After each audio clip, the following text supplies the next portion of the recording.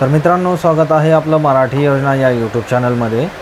मित्रांनो, आजच्या या व्हिडिओच्या माध्यमातून आपण आपल्या बँक खात्याला जे डीबीटी लिंक आहे ते डीबीटी लिंक चेंज कशा प्रकारे करायची, किंवा जर एका खात्याला आपल्या डीबीटी लिंक असेल आणि आपल्याला ते नको असेल आणि जर आपल्याला दुसऱ्या बँक खात्याला जर डीबीटी लिंक करायची असेल तर ते कशा प्रकारे करायची तेही ऑनलाईन घर बसल्या आपल्याच मोबाईलवरून हेच आपण आजच्या व्हिडिओच्या माध्यमातून बघण्याचा प्रयत्न करणार आहोत। तर मित्रांनो, चॅनलवर जर आपण पहिल्यांदा आला असाल तर आमच्या चॅनलला नक्की सबस्क्राईब करा।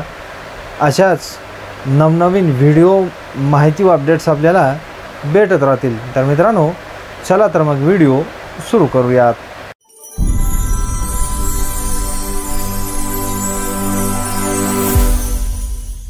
मित्रांनो, सर्वप्रथम आपल्याला गुगलवर यायचं आहे आणि या ठिकाणी आल्यानंतर आपल्याला NPCIच्या अधिकृत जी वेबसाईट आहे त्याच्यावर यायचं आहे। त्याच्यानंतर इथं आल्यानंतर आपण बघू शकता की आपल्याला अशा प्रकारचा इंटरफेस दिसणार आहे।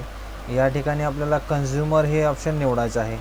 त्याच्यानंतर आपण या ठिकाणी बघू शकता की आधार जे सीडिंग आहे ते इनेबलर याच्यावर आपल्याला क्लिक करायचं आहे। त्याच्यानंतर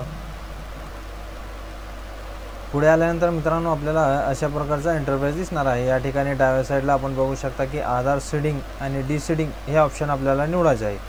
त्याच्यानंतर या ठिकाणी आपल्याला लाभार्थ्याचा जो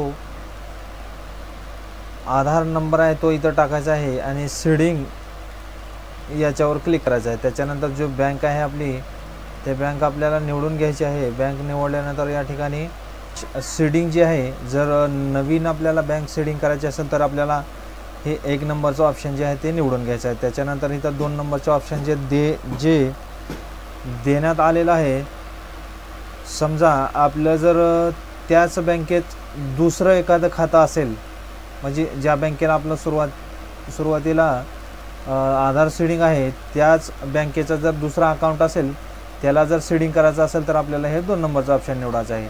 त्याच्यानंतर समजा आपलं एका बँकेला आधार सीडिंग आहे आणि ते बँकेहून चेंज करून आपल्याला जर नवीन बँक दुसरी कोणती असेल त्याच्यावर सीडिंग करायचं असेल तर आपल्याला या ठिकाणी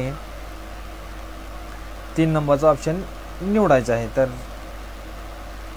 3 नंबरचा ऑप्शन निवडल्यानंतर इथं आपल्याला ज्या बँकेला आधार सीडिंग करायचं आहे तो या ठिकाणी टाकायचा आहे। कन्फर्मेशनसाठी एकदा अजून आधार नंबर टाकायचा आहे। त्याच्यानंतर इथं कॅप्चा कोड टाकून आपल्याला सबमिट करायचं आहे।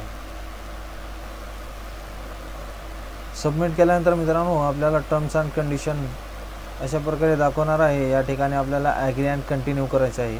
पुढे आल्यानंतर आपल्याला त्या बँकेचा आपला जो आधार क्रमांक आहे त्याला एक जो मोबाईल रजिस्टर आहे त्याच्यावर एक OTP जाणार आहे, तो OTP आपल्याला या ठिकाणी टाकायचा आहे। तर या ठिकाणी मित्रांनो OTP टाकल्यानंतर आपल्याला कन्फर्म करून घ्यायचं आहे। पुढे आल्यानंतर या ठिकाणी बघा आपल्याला विचारत आहे की आपला जो सुरुवातीला ज्या बँकेला आधार सीडिंग आहे तो या ठिकाणी बघा इथं दाखवत आहे की आपल्याला ह्या बँकेला आधार सीडिंग आहे आणि आपल्याला या बँकेला आधार सीडिंग करायची आहे का, तर या ठिकाणी आपल्याला असं दाखवल्यानंतर कन्फर्म करून घ्यायचं आहे बरोबर असेल तर।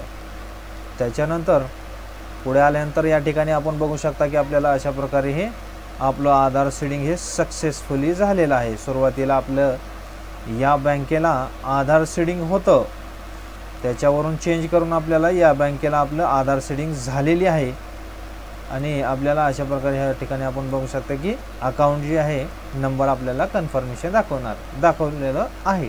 तर अशी महत्त्वपूर्ण माहिती व अपडेट्स आपल्याला आम्ही पोहोचवण्याचा प्रयत्न केलेला होता। तर भेटूयात मित्रांनो नवीन व्हिडिओ नवीन अपडेट्ससह, तोपर्यंत धन्यवाद।